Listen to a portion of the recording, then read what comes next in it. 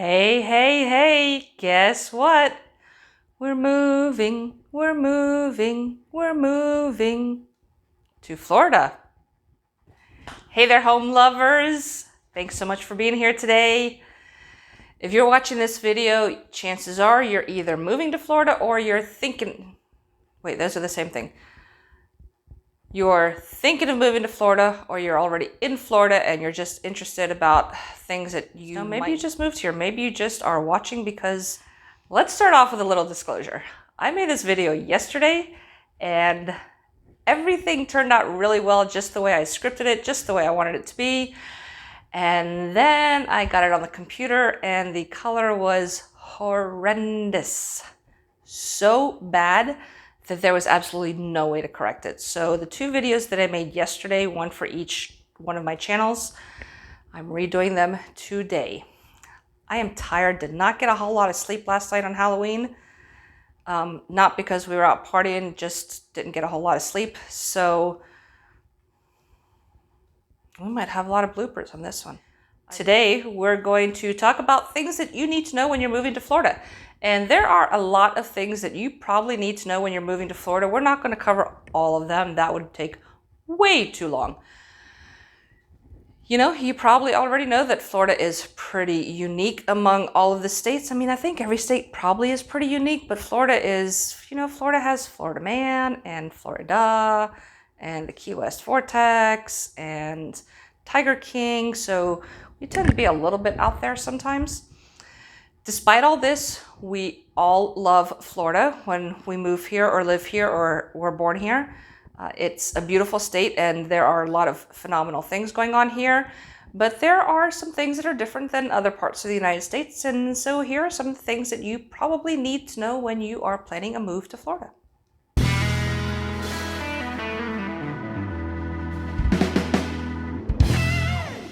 One of the things that new Floridians really love about this state is that we have no income tax. Zero. Zip. Zilch. That's right. You're going to keep more of your income when you live and work here, which is a good thing because Florida's average wages fall well below the national average. I mean, check out this graph. While Florida's average salaried employee makes $58,000, the national average is a little bit more than $74,000. And the average hourly employee who makes nearly $17 an hour in Florida could be making more than $20 an hour elsewhere. So it's a good thing that we have no income tax here because you're going to need that money. I said that out loud. It's also a really good thing that some of our favorite attractions like Disney World and Legoland and SeaWorld and Busch Gardens have Florida resident discounts. Orlando is widely considered the theme park capital of the world. So it's nice to get that Florida discount or the Florida resident discount when we want to visit Mickey or spend a day at Universal or swim with dolphins at Discovery Cove or go back to our childhood at Legoland. If politics are important to you, your move to Florida puts you right smack in one of the most influential swing states, if not the most influential swing state in the United States for national elections. In general, the large cities and metro areas vote blue, while the rest of the state votes red. Or it just looks something like this. And that brings up one of the most unique things about Florida, something that you're not going to find in any other state. Well, we have a lot of things you won't find anywhere else. One of the things that are most unique about Florida is that the more north you go, the more southern you get. Generally, that doesn't happen in other states. The more southern you go, the more southern you get. Not in Florida. So North Florida, the Panhandle, all of that area, Jacksonville, that tends to lean a little bit more towards the habits and the customs and the traditions of things that you'll find in, say, Alabama and Georgia, which makes sense because they're neighbors. And then more in South Florida, Southwest Florida and Southeast Florida, you have a couple of different demographics. Southeast Florida and Southwest Florida are a lot more like New York, New Jersey, and or some of the Latin countries and Cuba. Particularly the Southwest Florida area is going to be like New York, New Jersey type, Philadelphia, all of that. And also into Fort Lauderdale. It mixes all over the place at any rate. And if you want to move to Florida and be more with your people than not, you might want to pick your place to live based on this map.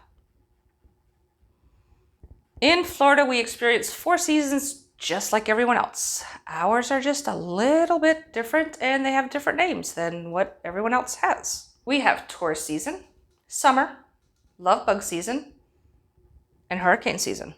During tourist season, you will find that Florida is really packed. And in fact, when you're driving, you might find yourself surrounded by out-of-state tags and not quite as many Florida tags. Now, Florida has the 4th largest economy in the United States behind California, New York, and Texas. And our number 1 industry is tourism. In 2018, 126.1 million tourists visited the state of Florida.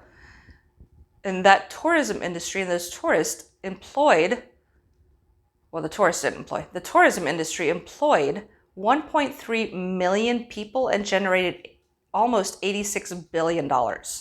But if you're not so keen on dealing with a whole lot of tourists, then there are some places in Florida that you might want to stay away from when you're considering where you're going to move to.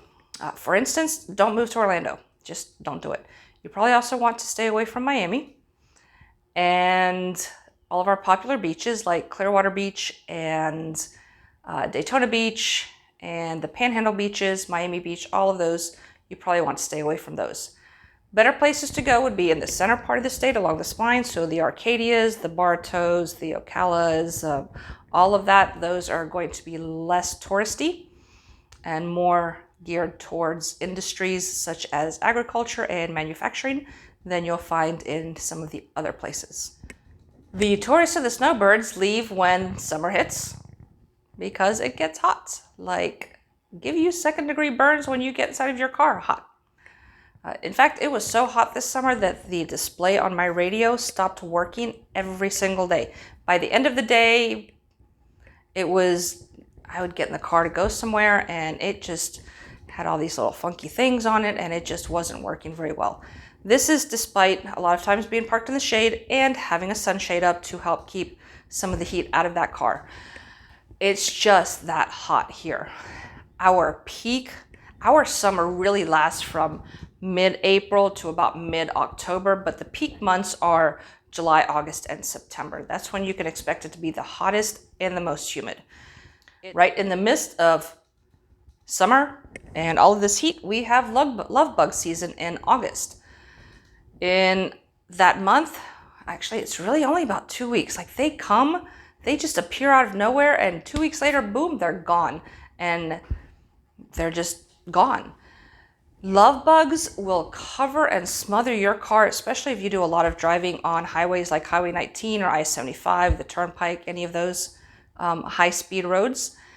You're going to be covered and smothered. Your car will be covered and smothered in love bugs, and you're going to want to keep it clean because that love bug juice from when they went splat on your car will do a number on your paint. So you definitely want to keep your car clean in the month of August. We don't really know where they go, but the legend is that they lie dormant in the undeveloped areas in Florida, and the more we develop those areas, the worse our love bug season gets. Don't know if it's true.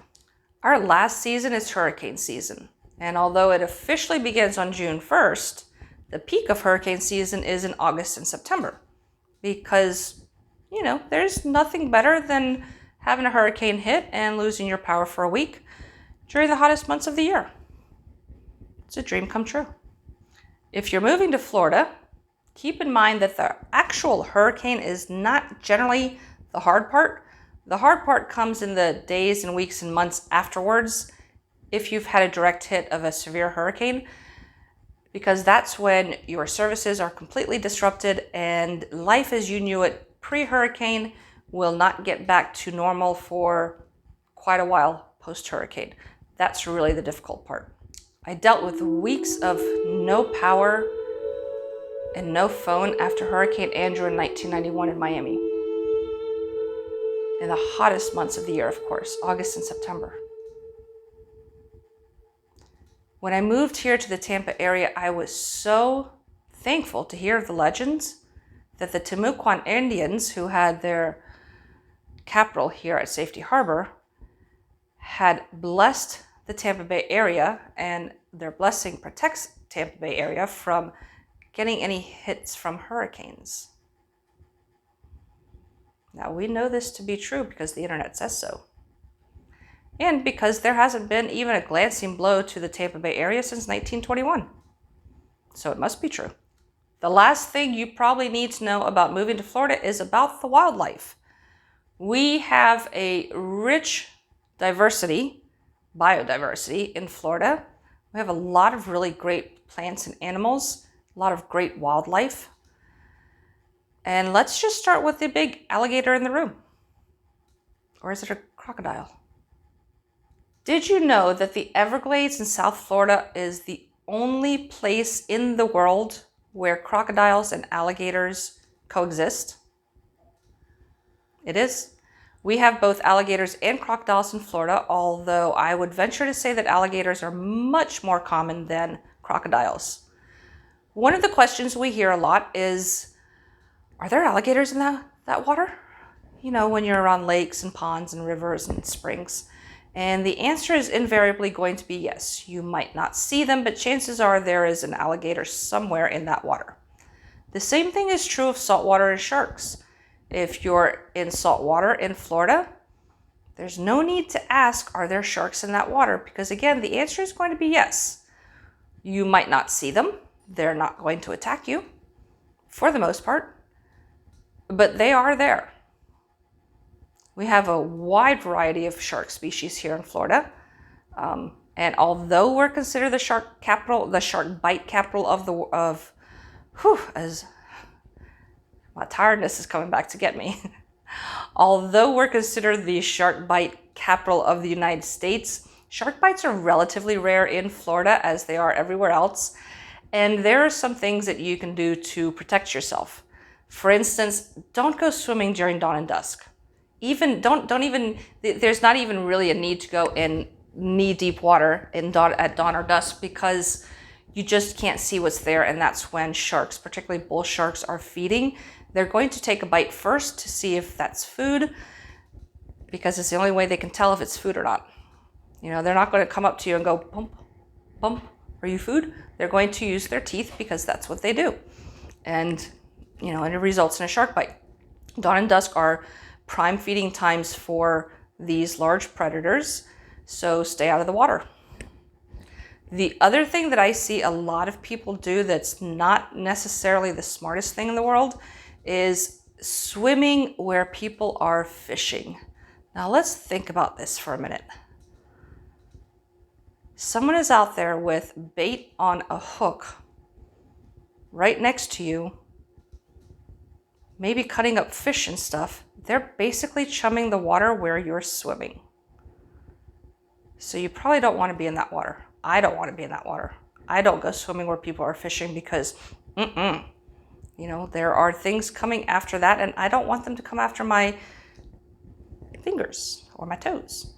So don't go swimming during dawn and dusk, and don't go swimming where people are fishing. Find a different part of the beach to go swimming. Florida's most adorable animal is probably the manatee. It's called the West Indian manatee. They live in our inshore waters and in our rivers. In the summer, they migrate all the way out to Texas and as far north as Massachusetts, but we still have a lot of them here.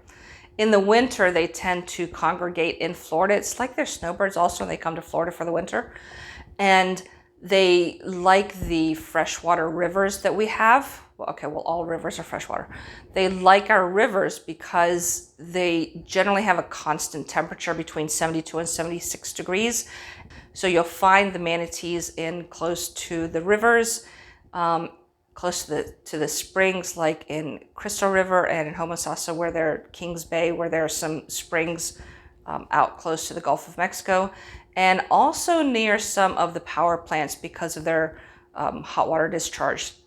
Helps to keep the water warm where the manatees are gathering. So you'll find them in those places in the winter. Now we have a lot of other animals also. We have more than 700 land species, and of course those don't include all of the marine animals that we have or all of the invertebrates that we have here. Florida is one of the most biodiverse states in the United States. So besides these animals, besides the love bugs and the manatees and the sharks and the alligators and the crocodiles, we also have the very endangered Florida panther. We have Florida black bears, otters, possums, roseate spoonbills, pelicans, tiger sharks, white sharks, hammerhead sharks, bull sharks, tarpon, grouper, butterflies, osprey, flamingos, wild boar, turtles, jellyfish, water turtles, gopher tortoises, and on and on and on and on. Now, there are many, many more things to know about Florida and about moving to Florida. Those are some of the more interesting aspects of Florida, some of the more well-known things, or some of the things that have a little bit of misinformation out there about them, and some of the funnier things about Florida. I will, of course, do another one of these videos because there's just so much information to give you and so much information to go over about moving to Florida. So there will be another one of these coming soon. In the meantime, please subscribe, hit the bell notification so that you know when I release that. Leave me a like or a comment. I would really appreciate that. And as always, thank you so much for watching and for being here and spending some time with me today. Thanks. Have a great day.